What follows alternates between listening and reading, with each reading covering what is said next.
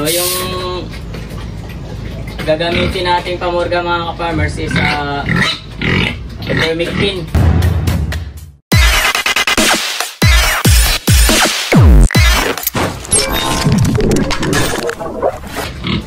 What's up mga ka-farmers? So itong araw na to, ngayong hapon, bali pupurgahin natin si Perla kasi ang dami niyang parang galit-galit, lalo dito sa kanyang sa tenga. Pinutakte kasi ng ng lamok.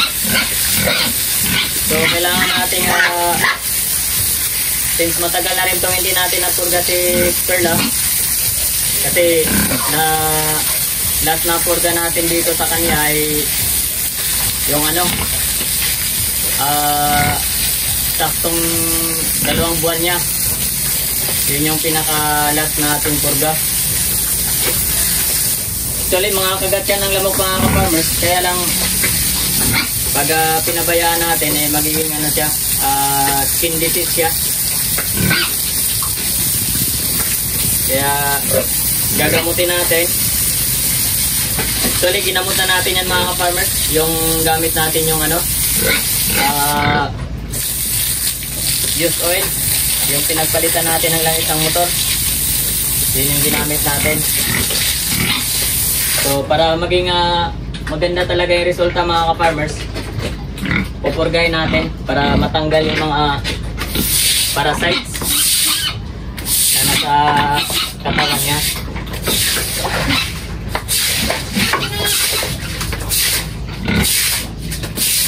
So yung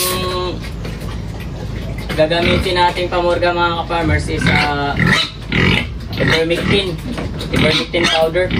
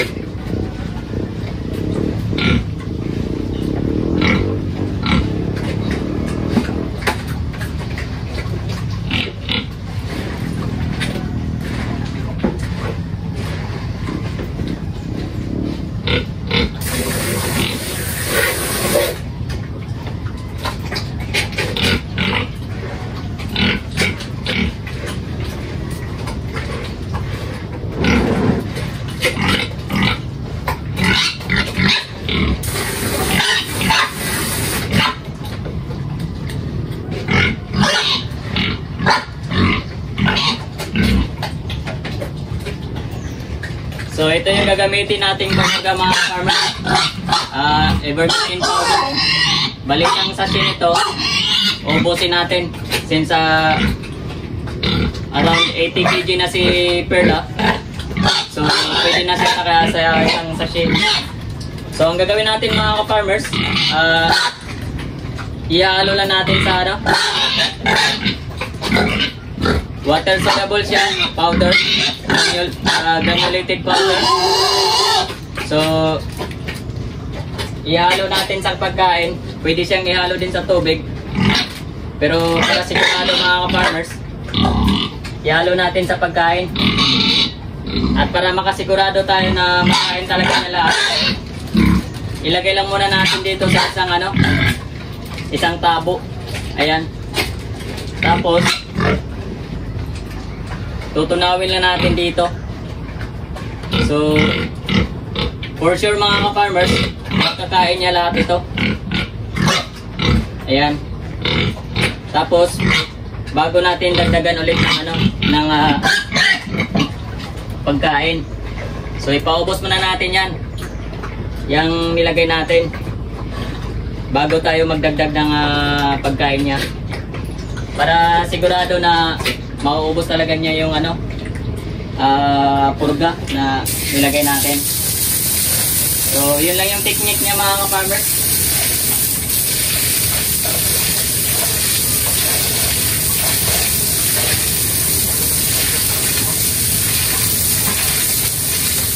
Yan, papaubos natin yung ano, yung nasa kainan na yan.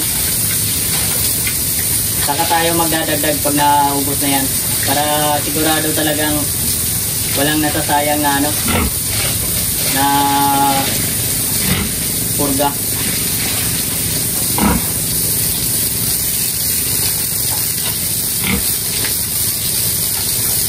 So ayan, naubos na niya.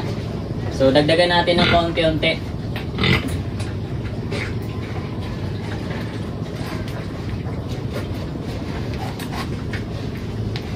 Ayan. Konti-unti lang natin idadagdag. Dagdagan ng pagkain. Para masimot talaga niya yung ano, purga na tinunaw natin, na nilagay natin.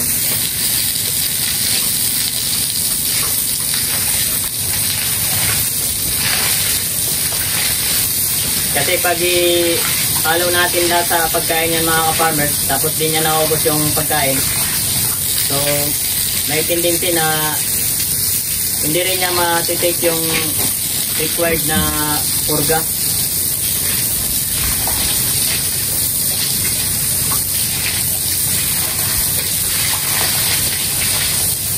Kasi yung isang tachi na yun mga ka-farmers, 5 grams ito. 5 grams.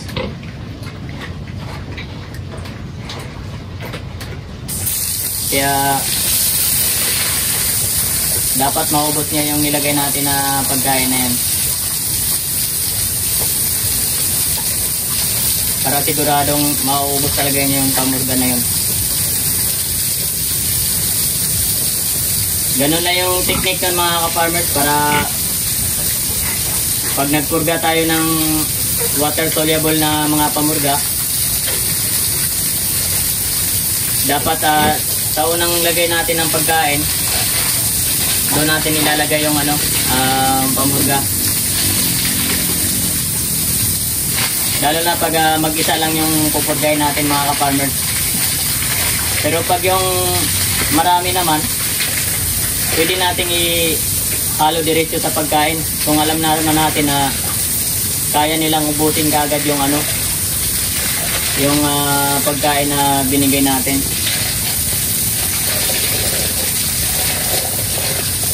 Ito kasing pagkain natin mga ka-farmers, may chance kasi na hindi niya maubos lahat.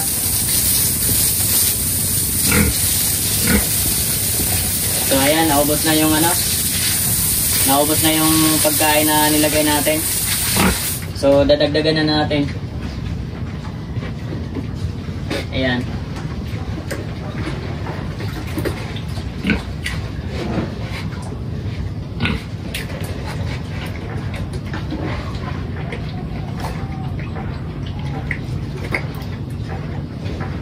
Pwede na natin ilagay ito lahat mga ka-farmers. Kasi naubos na niya yung pagkain na nilagay natin, na nilagyan natin ng ano, pamurga. So pwede na natin iubos ito.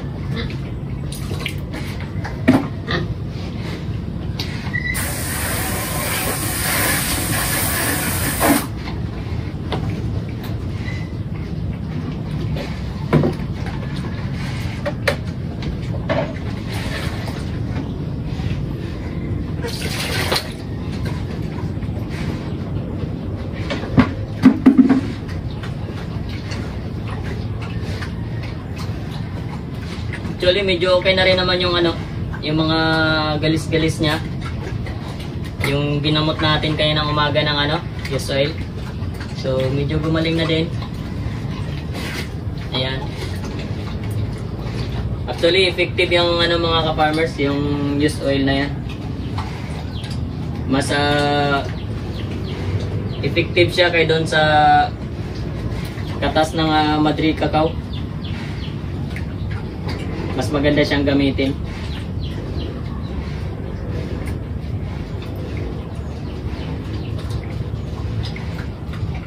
Ayan, naubos niya yung sabaw ng ano, pagkain.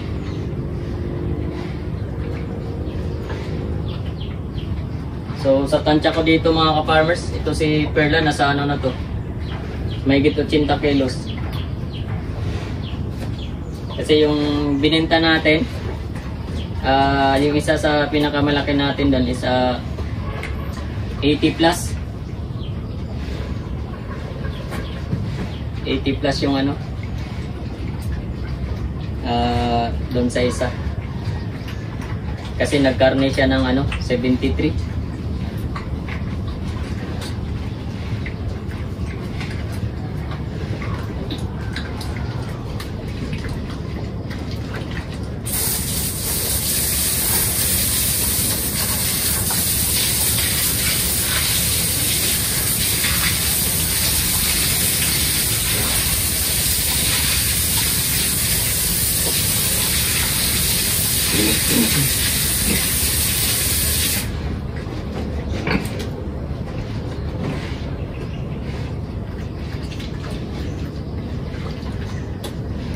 So kakaiba to kumain si Perla mga ka-farmers. Gustong gusto niya yung masabaw yung pagkain, tapos inuuna niyang higupin yung sabaw. Ayan o.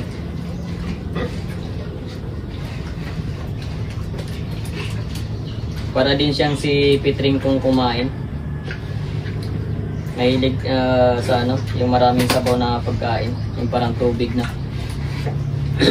Which is maganda siya mga ka-farmers, lalo-lalo na sa mga gagawin nating mga inahin. Kasi dapat lagi silang may tubig.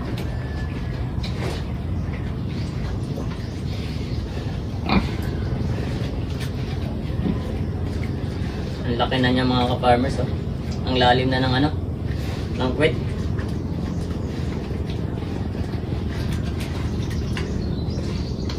So siguro by May, pwede na natin ano to, pabarakuhan.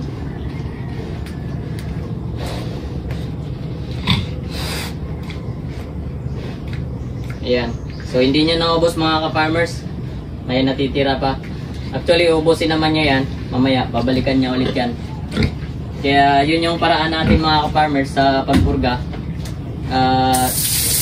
Saka tayo maglagay ng ano, doon natin ilalagay yung powder sa kunting ano lang, kunting pagkain lang.